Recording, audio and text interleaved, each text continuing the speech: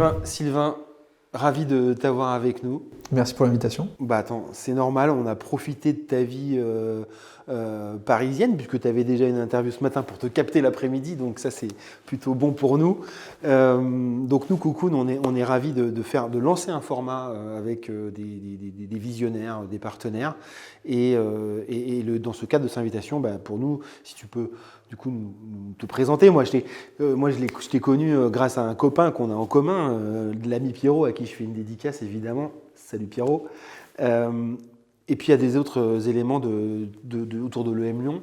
Mais en fait, toi, tu as quand même eu une vie de dingue, quoi. Je veux dire, tu es probablement un entrepreneur déjà avec plusieurs expériences à ton compte.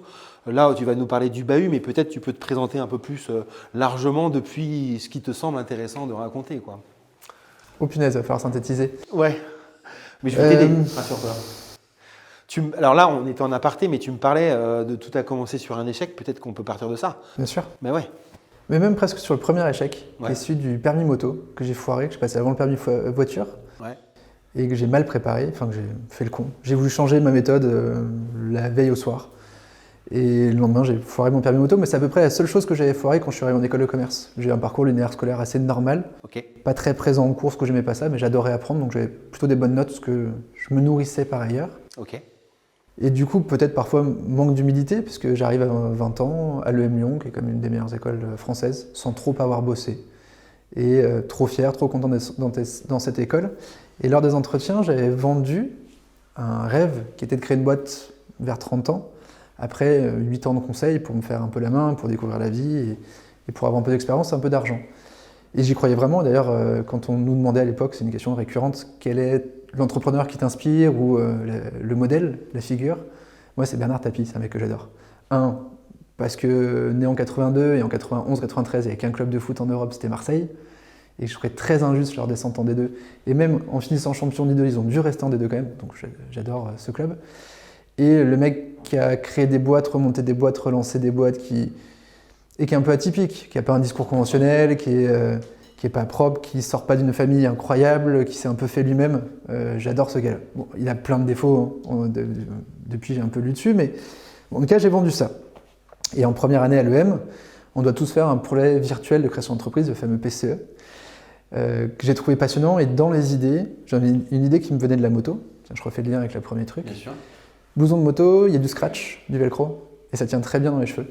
Enfin, dans mes cheveux, ça tient très bien. Et je me dis, pourquoi ne pas fixer des bijoux dans les cheveux avec du scratch? Alors, c'est très très moche, mais j'ai monté un vrai projet dessus pendant 6 mois. On a même vendu des protos chez Desange, à Lyon. Et du coup, on a été sélectionné parmi les 12 meilleurs projets pour pitcher face à un jury professionnel. Expérience incroyable. Bon, j'ai fini 11e sur 12. Régis me dit que je suis plutôt entre 8 et 10, mais enfin, je suis dans les derniers, quoi. Mais à la fin, quelqu'un est venu me voir en me disant, Sylvain, j'adore ton idée, j'adore ton projet. J'adore ce concept de boucle d'oreille de cheveux, de truc qui sert à rien, mais qui est juste joli.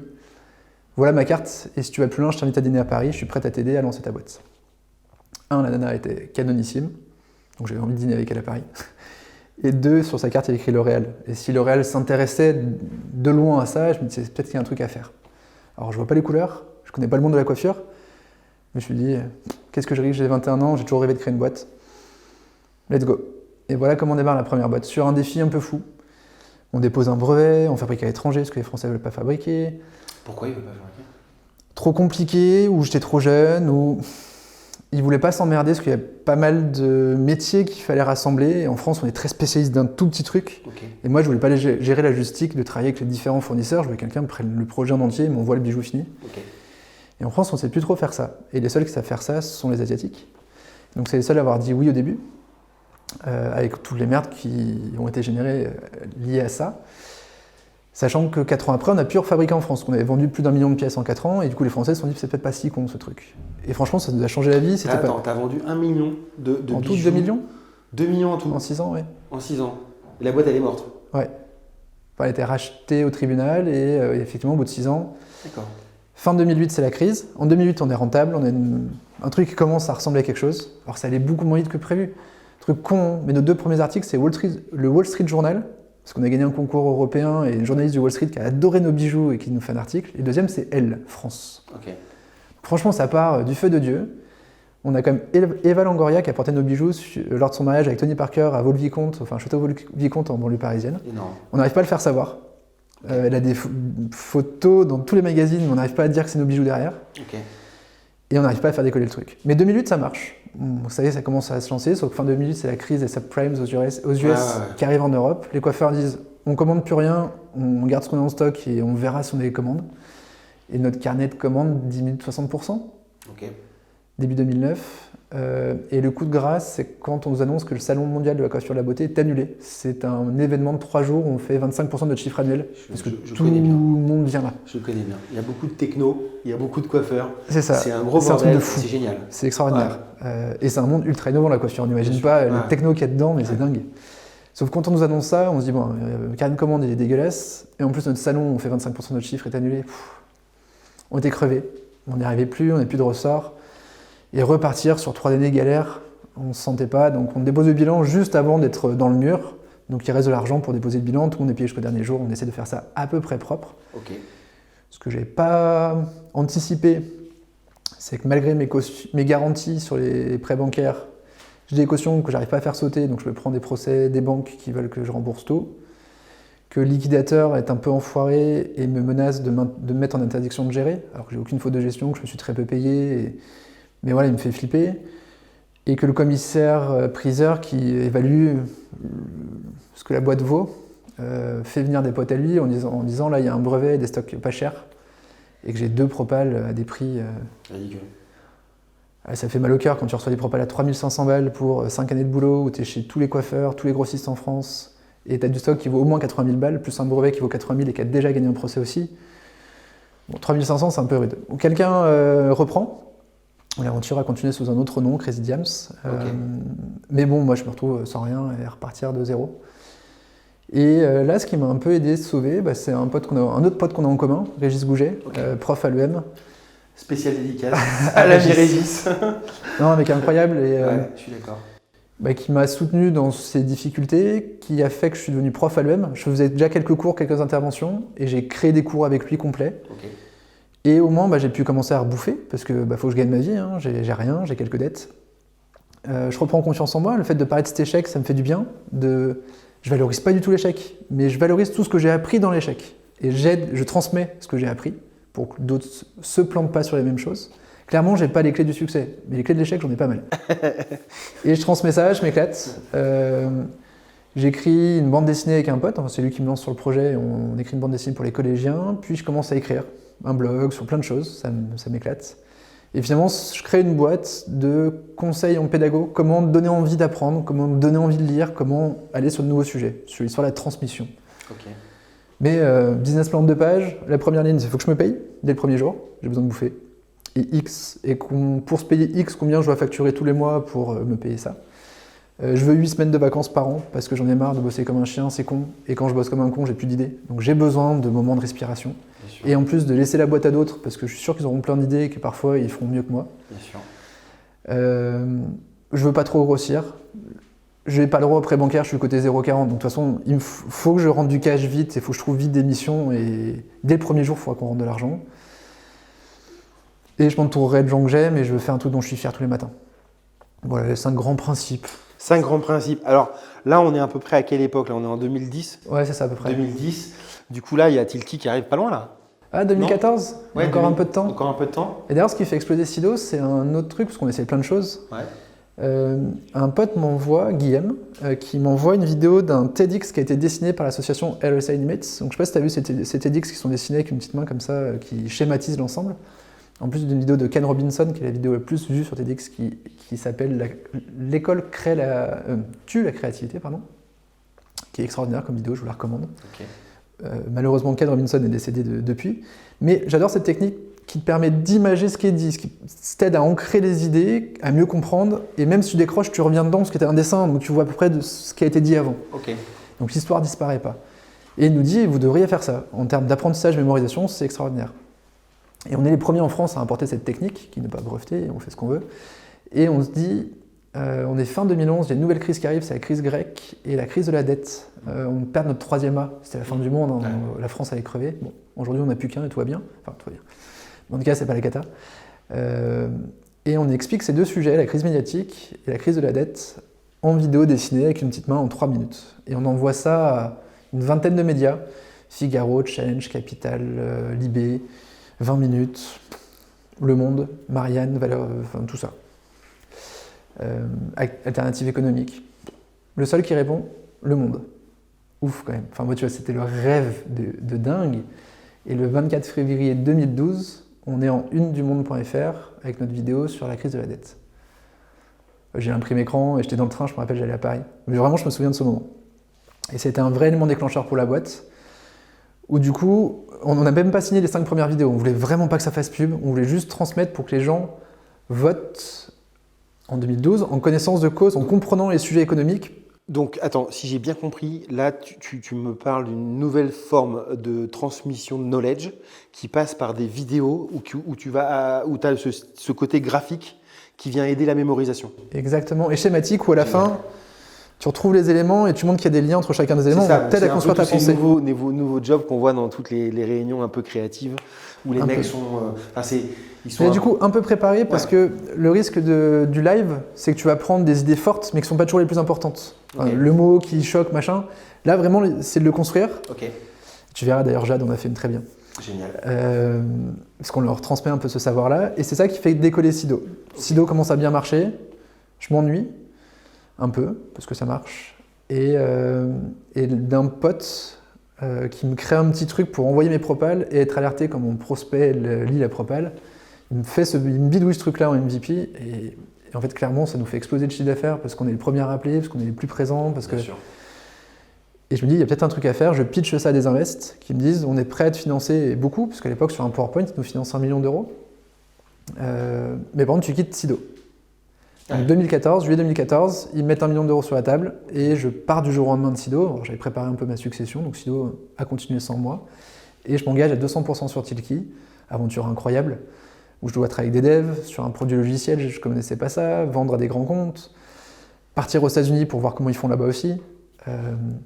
Et alors, qu'est-ce que tu peux nous dire sur les US? Parce que tu sais que pour la petite histoire, ça nous a beaucoup interpellés puisque nous, aujourd'hui, chez Cocoon, très clairement, on utilise aussi un traceur.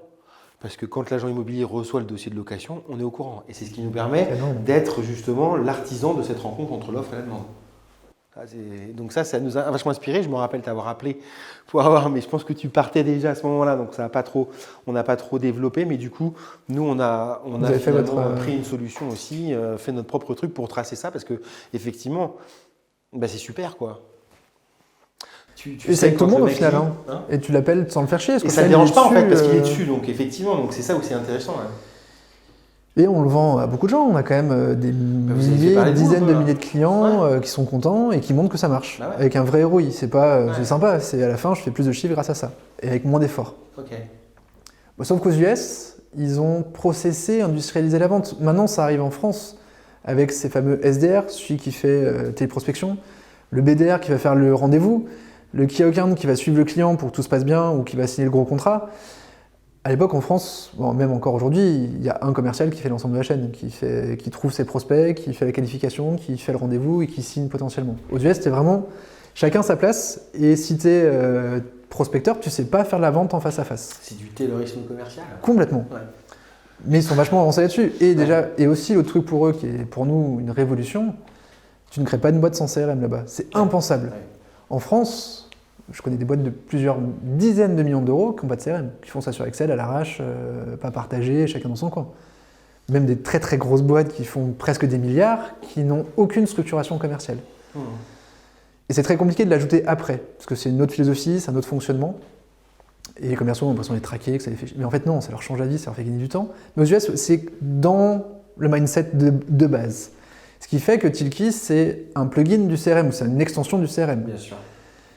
Et qu'au tout début, un truc con, on n'avait pas d'API. Alors ça paraît ridicule en 2021, mais en 2014, c'était pas si évident en Europe. Du coup, on revient, on fait notre API. On retourne là-bas, et en fait, on était encore un peu petit, on n'avait pas encore explosé le marché français. On a beaucoup appris sur la façon de vendre des Américains, sur la structuration des équipes, sur nos concurrents aussi là-bas, sur leurs attentes à eux, et aussi sur un truc fou qui maintenant peut-être est évident pour des Français, encore que un Américain, il est prêt à te payer ton truc si ça répond à 80% de ses besoins avec 20% des clics. L'UX, le produit est essentiel chez eux. Si la carrosserie est jolie et donne envie d'entrer dans la voiture, on s'en fout que ce soit un moteur de 2 chevaux ou un moteur de Porsche. Okay. En France, on a tendance à faire un putain de moteur de Porsche dans une carrosserie de 2 chevaux. Donc le truc est moche, et pas très stable, et pas très fiable. Alors ça fait tout. Eux, ouais, à fond. Et, enfin, non, pas notamment dirty dans le sens où c'est ultra joli. Par contre, dirty sur la côté sécurité, sur la côté base de données, sur la côté derrière. Faut pas regarder ce qu'il y a derrière le capot. Mais franchement, leur voiture, elle est canon. Elle roule toute seule. Enfin, c'est le côté Tesla. Hein. C'est vraiment l'idée de belle ou pas la voiture. En fait, elle est facile. Il n'y a pas de questions à se poser. Il n'y a pas de contact, tu n'as pas de clé que tu risques de perdre. On te dit quand les pneus sont dégonflés. C'est tout con, mais c'est simple. En France, on n'est pas habitué à ça. On est très ingénieur, donc on veut que la voiture soit la plus parfaite possible, mais avec des fonctionnalités de partout, des boutons dans tous les sens, on s'y perd. Et nous, on est un peu ça, alors qu'on s'était dit, on veut faire un produit international pour des internationaux. Okay. On est allé là-bas, on s'est rendu compte qu'on avait fait un produit français pour des Français. Un autre truc bête, c'est la traduction. On a réfléchi notre produit en français, c'est une erreur. Parce que tu oublies toujours un mot à traduire, toujours un mail, un truc comme ça. Les Américains ne supportent pas de voir autre chose que leur langue, ce que je comprends. Mais on n'avait pas réfléchi notre truc pour être traduit très simplement. Et autant le réfléchir en anglais pour après le traduire en français. On aurait dû faire ça. Bon, on apprend beaucoup, énormément. Mais ça se passe pas mal, on grandit bien. Hein. On est des jolis clients et on fait une deuxième levée de fonds. On se pose la question, on est break-even, qu'est-ce qu'on fait? Est-ce qu'on reste une petite boîte tranquille ou est-ce qu'on veut changer le monde? On vote collectivement avec tous les collaborateurs de changer le monde. Alors vous êtes combien justement dans cette aventure? Là, à ce moment-là, on est 2 associés. Ouais. Après, j'ai pas mal de salariés qui ont mis de l'argent dans la boîte, donc on est une dizaine finalement d'associés avec les salariés. Okay. On est 2 à 90% de la boîte. Okay. Et on est 18 dans la boîte à ce moment-là. Okay. Et on se dit, on va aller pitcher le truc. Si les mecs suivent, ouais, on va ouvrir en Allemagne, en Angleterre et on grandit. Okay. On fait ce tour qui se passe plutôt bien, on trouve l'argent qu'on veut pour la valo qu'on veut. On a 2 fonds qui sont partants. Et on choisit celui qui a le plus d'expérience, qui est un peu plus agressif, mais qui a beaucoup plus d'expérience sur le sujet. Et là, moi, j'ai sûrement fait une erreur. J'ai pas changé ma posture. La boîte a grandi, on est passé à 32 salariés, et clairement, le rôle d'un dirigeant jusqu'à 20 et au-delà de 20, c'est pas tout à fait le même. Moi, je suis très hands-on, j'aime bien bosser avec les mecs, j'aime bien aller chez les clients, j'ai une idée, j'en parle à un commercial, on teste, on fait une landing page et on voit s'il y a un truc à faire. Non, on me dit, ton rôle c'est plus reporting, c'est plus stratégie, c'est plus de cadrer les mecs, mettre en place des process et d'être capable de reproduire les choses même si le mec s'en va. Sauf que moi, mon truc, c'est que le mec n'ait pas envie de s'en aller. C'est plus ça mon mode de management. J'ai pas de turnover dans ma boîte. Et j'ai des candidatures entrantes de fou. Et c'est ça que j'aime. Mais après, parce que je cherche aussi des profils qui sont pas toujours les plus diplômés du monde, je m'en fous. Le mec, s'il est bon, s'il est intelligent, s'il va vite, s'il a envie d'apprendre, bah viens, fonce, on va faire des choses ensemble. Et du coup, j'ai recruté des pépites, qui ont tous retrouvé des boulots depuis, hein, parce qu'ils sont tous partis, suite à mon départ. Mais donc voilà, au bout de 5 ans ou 6 ans de cette boîte, on me fait comprendre que ce serait mieux que je m'en aille. Le fond te fait comprendre? Ouais. Te voilà faberisé avant l'heure? Ouais, me fait comprendre un peu violemment, ouais. Ouais, c'est ce que j'ai lu un peu rapidement. Entre les lignes, à ce moment-là, c'était pas sympa. C'est marrant parce que ça vient illustrer un truc qu'on n'a pas compris, quoi. Je veux dire, on a un Faber qui fait honneur à la France, qui fait une conférence sur HEC, qui parle d'une génial, c'est incroyable. C'est génial, je veux dire, on peut se le dire. Et en fait, ce gars, il est désavoué par la finance court-termiste là, hier. Ouais. Et pourtant, adoré en interne, le mec fait un truc trop bien, sa boîte est géniale. Ouais. Mais fait peur parce que des idées qui n'ont... Enfin, après, moi, fait peur, je fais aussi des erreurs. Hein. Et avec une pression telle que je deviens plus très bon. Il y a aussi perso. Tu veux dire un peu par exemple dans l'irritabilité, dans le verbal. Ça, dans le perso, je suis un gros con. Je suis devenu un gros con à ce moment-là. Parce que trop de pression, donc à ce moment-là, t'étais invivable. Ouais, d'accord. Je rejetais tout le monde, j'étais méchant, pas bien. Ouais. Et je m'en suis pas rendu compte tout de suite. Ouais. C'est quand ma compagne m'a dit là, stop, on arrête les conneries, que j'ai pris un peu de recul. Je me dis waouh, oh merde, en fait, ma situation pro fait que je me transforme et qu'il faut pas. Et même dans ma boîte, j'ai plus trop d'idées. On m'a tellement frustré, cassé, que je crois plus en moi. J'ai perdu confiance, j'ai plus les clés pour faire avancer mes équipes. La boîte a trop grossi, j'ai perdu un peu pied. Et j'ai pas l'énergie pour prendre la main. Okay. Donc dans ma tête, j'ai glissé. Okay. Pourtant, il y a un truc à faire. On a quand même une superbe équipe Mais je sens qu'on me fait plus du tout confiance. Quoi que je dise, de toute façon, c'est de la merde. Okay. Et du coup, tu te brides un peu, tu essaies de faire plaisir. La plus grosse erreur, je pense, c'est que moi j'avais une stratégie claire que j'ai essayé de suivre jusqu'au bout, mais qu'eux m'ont demandé de faire d'autres choses que je voulais pas faire du tout. Et du coup, j'ai essayé de mixer parfois. J'ai pas complètement fait ma strat et j'ai vraiment pas beaucoup fait la leur. Mais j'ai fait un mix, et qui est le plus terrible, parce que j'ai rien fait complètement. Alors du coup, s'il y avait un apprentissage, est-ce qu'il faudrait plutôt délivrer comme le souhaitaient les fonds pour rassurer d'abord ce nerf de la guerre qui est le financement, ou est-ce qu'il fallait trouver un fonds qui te comprenne, qui comprenne ta vision, ton positionnement? Alors soit il fallait me débarquer tout de suite, au moment de cette deuxième levée, en me disant Sylvain, t'es plus la bonne personne à ce stade. Okay. On n'a qu'à me dire c'est une des conditions pour que tu lèves beaucoup, okay. Et ça peut s'imaginer. Okay. Ou effectivement, dire un mec qui dit bon, on y va ensemble, et de toute façon on est sur le même bateau tout le long et on n'a pas le choix. Mais pas d'un mec qui essaie de me transformer, je suis malheureusement pas très transformable.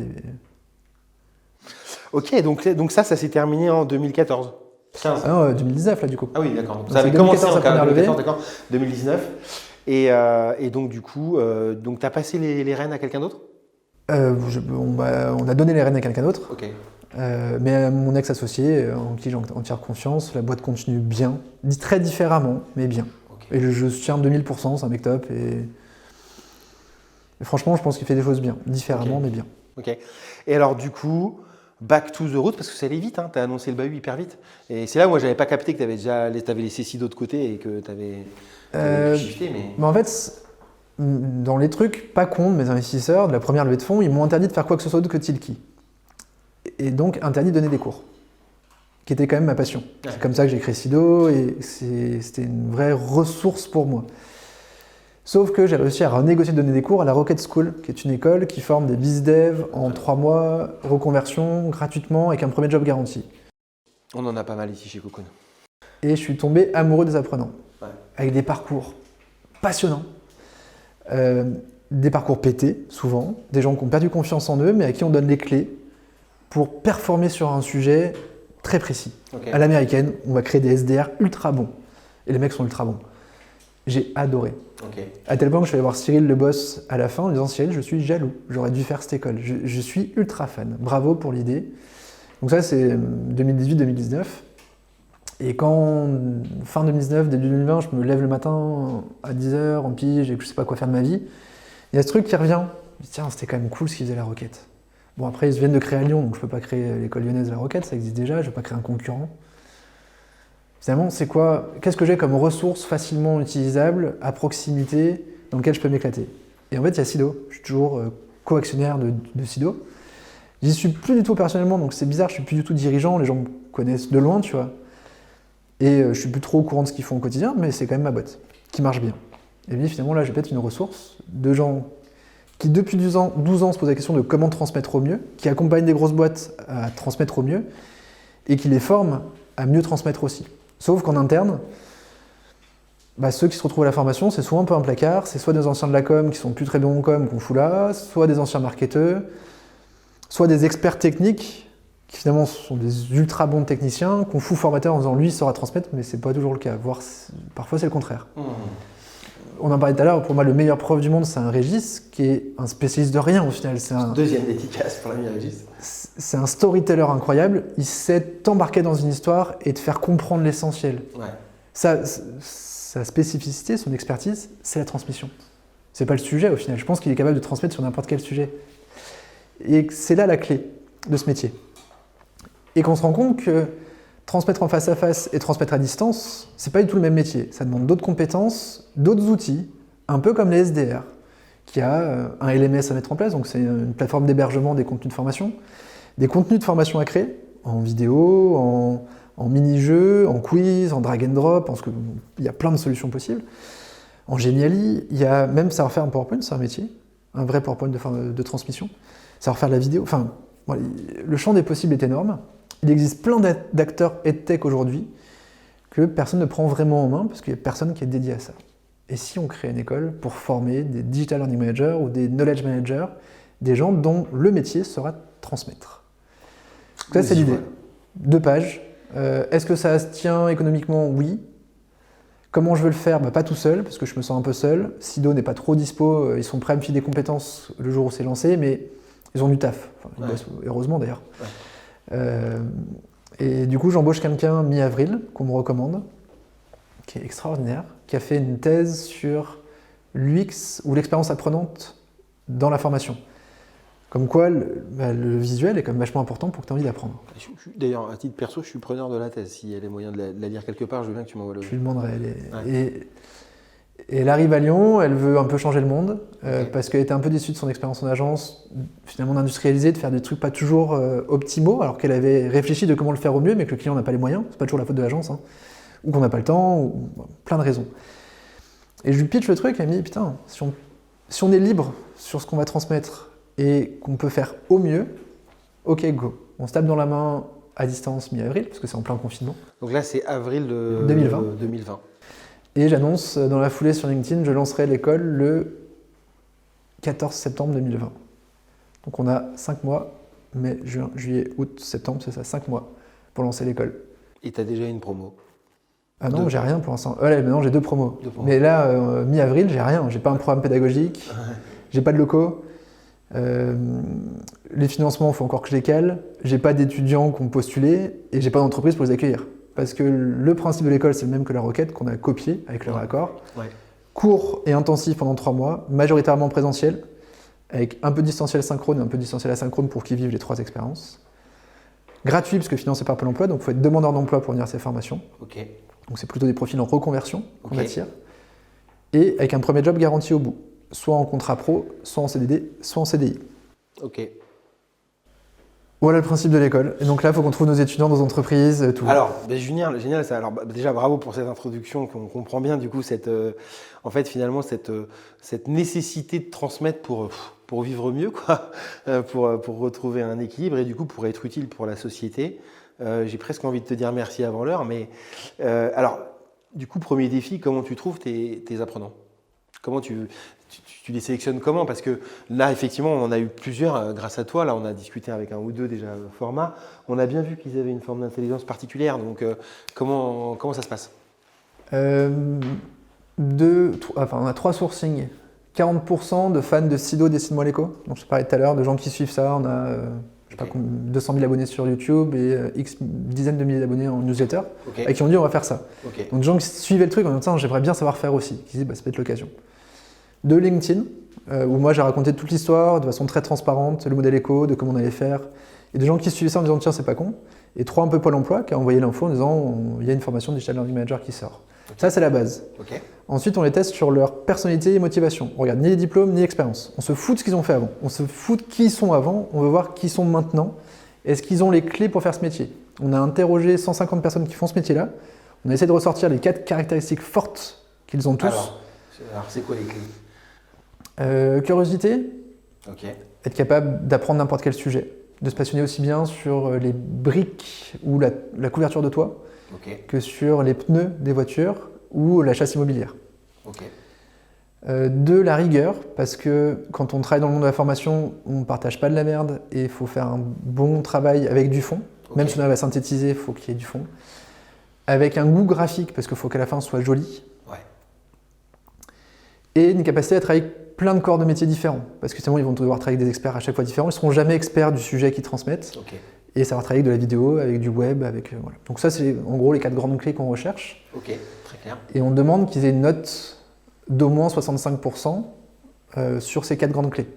Le reste, on compose avec. Potentiellement, on s'en fout un peu. On vérifie qu'ils sachent allumer un ordinateur et utiliser PowerPoint. Et on leur fait faire un test PIX, un test gratuit de l'État, pour se tester en compétences numériques. Si vous voulez tester, je vous encourage à tester le test PIX PIX, très cool. Et on leur demande surtout d'avoir un petit recul de dessus, nous écrire ce qu'ils en ont pensé, ce qui est cool, ce qui est moins cool, ce qui est améliorable, et ce qu'ils proposeraient eux pour le rendre plus pédago, parce qu'il a des limites. Donc, voir s'ils écrivent français et voir s'ils ont un peu de recul pédagogique, et pas juste c'est génial ou juste c'est nul. Ensuite, entretien de motivation. Pourquoi tu veux faire ça? Est-ce que tu es prêt à tout changer, ta vie? Parce que potentiellement, pendant 3 mois, tu vas bosser beaucoup. Alors, est-ce qu'on peut rentrer un peu dans ce truc-là? Il y a l'école 42, il y a des piscines carrément. Là, tu me dis bosser beaucoup. Comment tu leur mets la pression? Ils sont sur un campus? Ouais. Ils sont sur place, dans une Ok. salle. Ouais. Et non, on leur met pas la pression tout de suite. Parce que souvent, ils arrivent en grosse perte de confiance. Ok. S'ils ont fait ce choix-là, c'est qu'ils sont un peu perdus dans leur parcours pro. Ok. Mais c'est des gens géniaux, Ouais. tous très intelligents, avec des multiples qualités et multiples talents. Ok. Mais il faut qu'on leur reprouve. Parce Ouais. qu'ils l'ont oublié, ils se sont Ok. perdus. Ok. Et clairement, la première promo, je me suis retrouvé avec eux. Hein. Parce que moi aussi, j'étais perdu et je me suis retrouvé grâce à eux aussi, qui m'ont valorisé, qui m'ont fait confiance. Et eux, nous, c'est notre premier boulot. Quick win, on vous demande que vous savez faire des trucs de dingue. Vous imaginez pas, mais en fait, vous faites des trucs de fou. On va vous apprendre à réécrire un cours. On va vous apprendre à faire une vidéo pédagogique. Et on va vous faire venir des vrais experts. Et on va faire des vraies vidéos qu'on va diffuser sur LinkedIn et on va vous générer des milliers de vues. Alors, j'ai tout de suite une question, parce que du coup, si tu transmets à ces gens-là et tu les formes, tu t'appuies sur quels experts? Comment tu les as, ces experts? Alors, tu vas parler de Sido, mais... Alors, beaucoup SIDO, Ouais. parce qu'il y a quand même 12 consultants, donc c'est le boulot à plein temps depuis 10 ans, 12 Ok. ans. Donc, attends, je rappelle que les consultants de chez Sido, ce sont des formateurs, ce sont des gens qui... Alors, concepteurs pédagogues, ils ne sont pas Concepteurs formateurs. pédagogiques, ok. C'est Pardon. je vais travailler avec toi, je vais récupérer ton savoir et je vais te le mettre en œuvre Ok. pour transmettre. Ok. Mais je ne prendrai pas ta place. Oui, Ce sera bien toi sûr. derrière la caméra Non, non, bien potentiellement. sûr. Ils sont consultants, donc ils restent extérieurs, mais par contre, ils viennent t'aider à mettre de l'ordre dans ton truc. Exactement. Et ils te créent ton module complet, Ok. mais derrière la caméra, ça reste toi. Ok. Ça reste toi l'expert. Ou un Et alors, comédien. pardonne-moi mon ignorance, mais du coup, ces concepteurs pédagogiques, on les trouve où alors?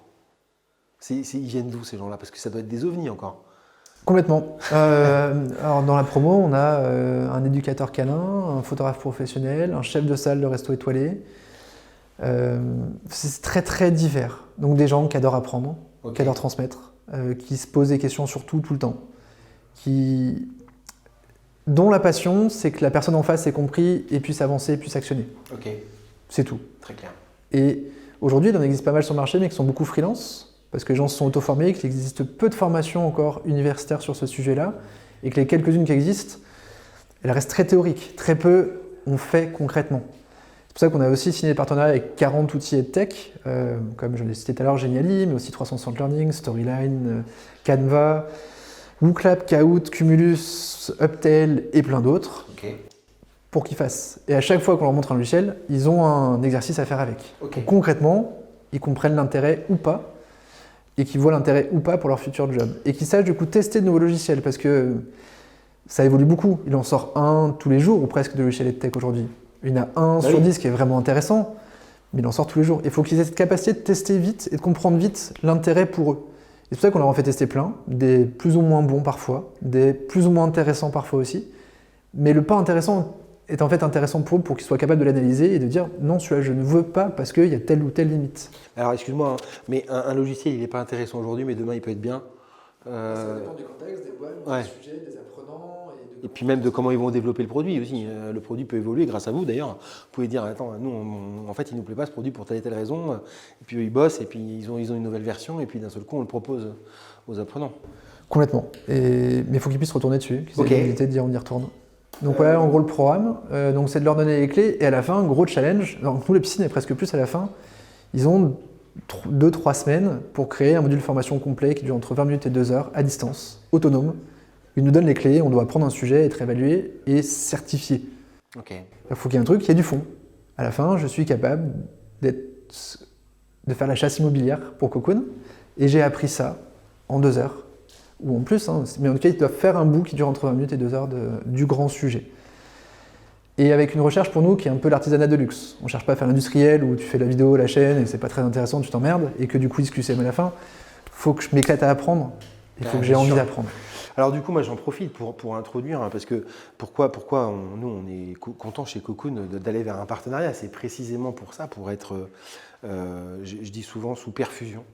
Mais parce que s'il y a cette énergie-là au départ, ça teste des produits, si on a du coup un apprenant chaque année qui peut venir aussi transmettre ou trouver une dimension, est-ce que du coup j'ai un peu peur de donner un job à tout le monde? On ne pourra pas forcément donner un job à tout le monde, mais en tout cas il y a des formules à imaginer. Nous, c'est ça le défi. C'est qu'on a peut-être aujourd'hui 156 cocooners répartis sur le top 15 villes françaises. Demain, il y en aura 300, peut-être 400, puis on va ouvrir d'autres villes. On a prévu d'ouvrir d'autres villes en Europe à la fin de l'année.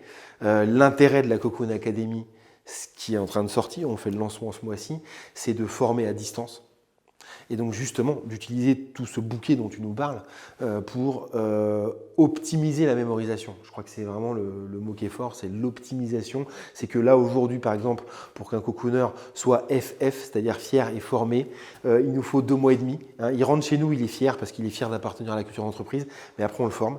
Et ça met 2 mois et demi. Donc 2 mois et demi, il est d'abord dans un parcours digital de la Cocoon Academy qu'on voudrait améliorer avec Jade, hein, donc ton alternante que tu vas nous confier.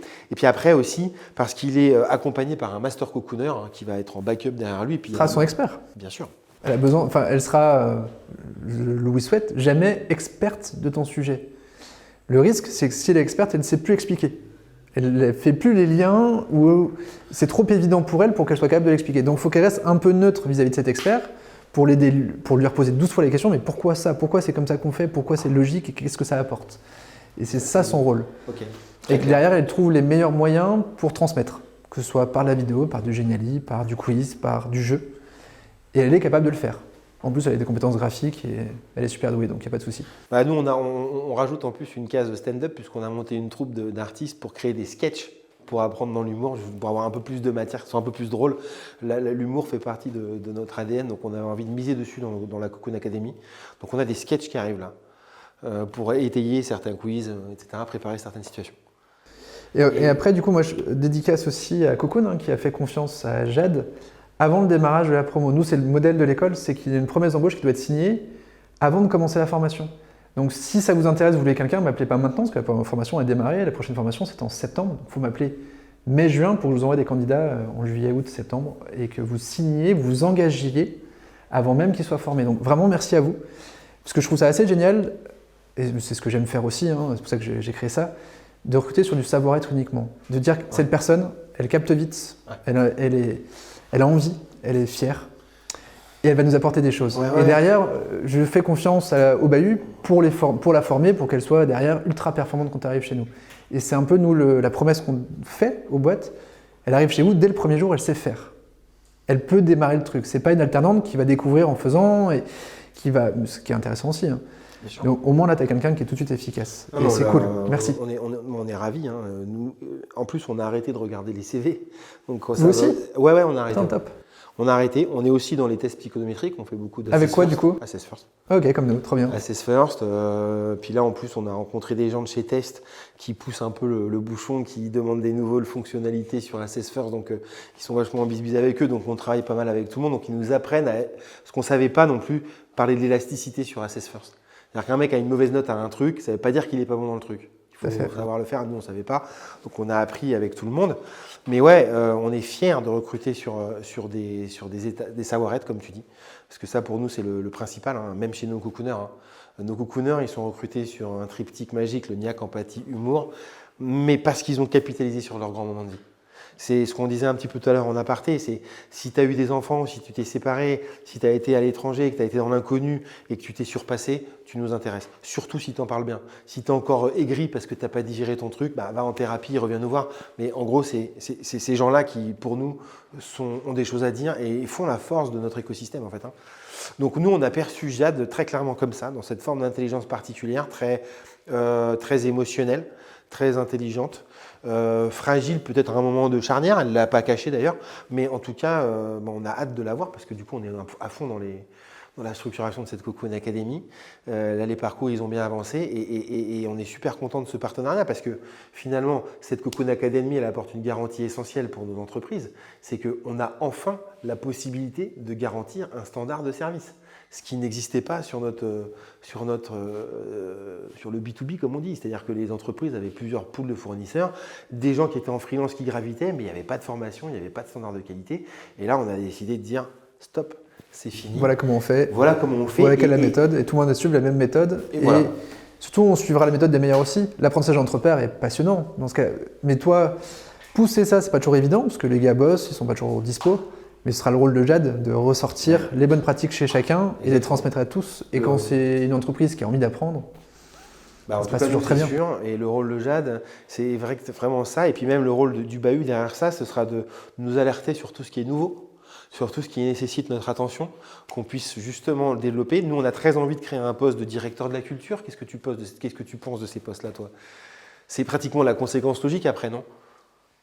Oui, mais pour moi, c'est le vrai boulot d'un RH qui est de donner les clés aux gens pour qu'ils soient dans un environnement qui donne envie de bosser, qui donne envie de grandir, où ils savent pourquoi ils sont là, ils savent en parler aussi. Donc ouais, c'est entre le knowledge manager, le RH, le formateur et le directeur des opérations. Et c'est bien plus intéressant qu'un CHO, qu'un Chief Happiness Officer qui est là pour faire le clone. Et du coup, il y a Cocoon, il y a d'autres boîtes, je crois. Hein. Tu as quand même du coup placé une promo à droite à gauche. Donc, alors pas mal en école, en université. On a Audencia qui nous fait confiance. On a l'université de Saint-Etienne, on a pas mal de CFA. On a Veolia qui a aussi envie de transformer ses formations. Cisco dans l'alimentaire. Plein de petites structures qui ont aussi soit envie de créer une BU spécifique formation à distance, soit qui font la formation et qu'il faut qu'elle se transforme, parce qu'aujourd'hui, on ne sait pas quand on va revenir à un monde normal. Et que c'est une autre approche que les formateurs à l'ancienne n'ont pas toujours le temps ou envie de passer à ça. Donc ouais, les sorties sont diverses. Et aujourd'hui, sur le marché du travail, on recherche beaucoup de gens spécialistes de la formation à distance. Ça, c'est sûr. Je vais terminer sur une question du coup sur ta vision. Le bahut dans 5 ans, là, tu as ouvert d'autres écoles, enfin, c'est l'école 42 de demain, on ouvre d'autres postes en Europe, voire aux États-Unis, puisque tu connais bien le pays, ou comment tu vois? Tu t'appuies sur le B2B qui te fait des commandes, comme nous? Alors il y a plusieurs rêves. Après aujourd'hui, je m'interdis de voir à plus de 6 mois parce que conjoncture fait que, et même l'expérience passée font que pour l'instant déjà j'ai un truc qui a l'air de vouloir avancer, je ne vais pas tout péter. Un autre besoin qui est né du bahut, de boîtes, petites et grosses, qui est on veut un ingénieur pédagogique qui fait ce travail de collecte de l'info et de transformation pour que ce soit mémorisable. Mais on a aussi besoin d'assistants de prod, parce que derrière, ok, j'ai compris le truc, j'ai écrit mon storyboard, mais il faut faire la vidéo. Et que c'est un métier, on ne peut pas être un spécialiste de tout, et que si on veut faire tout très très bien, bah, il faut un spécialiste de la vidéo pédagogique, un spécialiste de storyline pour faire des mini-jeux un peu cool, ou un spécialiste du LMS pour que ce soit bien maintenu, bien implémenté et bien diffusé. Mais ton apprenant qui serait mis dans ces satellites gravitants, il ne peut pas bénéficier de l'expert que tu vas toi sourcer et qui va te dispenser du cours. Enfin, tu vois, c'est l'apprenant qui se fait former c'est ton système qui se duplique en fait. Ouais, mais tu peux avoir des free qui t'accompagnent sur ce genre de choses. Mais si tu as besoin de quelqu'un à plein temps, parce que tu dis, moi, la vidéo, j'ai besoin de quelqu'un à plein temps, bah, j'aimerais créer un mini bahut pour des publics plus en difficulté, bac, infra-bac, en disant le mec il va faire que la vidéo pédago trop bien en mode dessine-moi l'écho. Donc ça c'est un des projets. Après le rêve plus lointain, ce serait de créer à Montréal, qui est pour moi la capitale de la pédagogie au niveau mondial parce qu'ils ont le bon mix entre les Européens et les Américains et qu'il se passe beaucoup de choses là-bas. À minima à Bruxelles, qui est aussi plutôt en avance, qui fait pas mal bouger les choses. C'est marrant. Et le rêve ultime c'est Marrakech et encore au-dessus c'est Tana, Antananarivo, Madagascar, parce que il y a des gamins passionnants, très intelligents, qui n'ont juste pas accès à une bonne éducation, qui ne sont pas aidés dans un pays de merde, et que j'adorerais pouvoir apporter quelque chose là-bas, à former des gens qui sont free et spécialistes de certains trucs dans le digital learning, et qui du coup peuvent proposer des prestations et peuvent grandir, voire peut-être voyager, ou en tout cas au moins faire nourrir leur famille. Ce serait le rêve ultime. Mais voilà, c'est très très lointain. Pour l'instant, déjà, je fais ça. On a déjà 2 promos de 25 étudiants par an. C'est déjà un énorme boulot. On est déjà ultra fiers quand on sort notre promo et qu'on voit, première promo, toutes les périodes d'essai ont été validées. Donc, c'est quand même cool déjà. Que toutes les boîtes sont très contentes. Et que voilà, c'est déjà si j'ai ça. Sur la deuxième promo aussi et sur la troisième encore, franchement, ce sera déjà énorme. Ok, eh ben, écoute Sylvain, merci beaucoup pour merci à toi pour ce témoignage. Nous, on est ravis du coup de profiter de cet échange avec toi pour annoncer le lancement de la Cocoon Academy. C'est quelque chose qui nous tenait à cœur depuis très longtemps. Et du coup qui trouve un écho dans ce que tu dis. Ce que j'aime bien dans cette histoire, c'est qu'on en avait l'intuition et qu'en fait, vous en aviez la vision. Et que du coup, ça se réunit et on pense que c'est vraiment un métier du futur, cette histoire de pouvoir transmettre rapidement et du coup de permettre à des gens qui peut-être aujourd'hui se posent des questions, soit de partir en formation au bahut, soit de partir en formation chez Cocoon, parce que la Cocoon Academy, ça sert à ça aussi. On forme des cocooners et mine de rien, on leur redonne confiance aussi, parce que c'est un métier de négociateur. c'est un métier très humain. Et donc, on est en permanence en train de recruter des profils très différents, avec beaucoup de, j'ai envie de dire, un niaque empathie humour, mais beaucoup de grands moments de vie sur lesquels ils ont capitalisé, et c'est ça qui nous intéresse. Nous, on se donne rendez-vous pour le lancement de cette Cocoon Academy, hein. C'est bien ça qu'on vient célébrer par cette interview, c'est quand même ce partenariat que j'espère sur la durée, parce que ça a du sens sur le long terme, entre donc, le Bahut qui forme des Digital Learning Managers et Cocoon, la Cocoon Academy. On est, nous, présents au Rent et au PropTech Digital Days le 31 mars et le 1er avril. Et du coup, on a un atelier sur l'expérience client le 31 et on a un webinaire destiné aux agents immobiliers sur comment on peut optimiser sa rentabilité sur la location alors qu'on ne faisait pas avant. Et bien, la réponse, évidemment, c'est grâce à Cocoon. Je vous laisse sur ces bons mots. Merci beaucoup à tous pour avoir envie d'apprendre toujours et encore.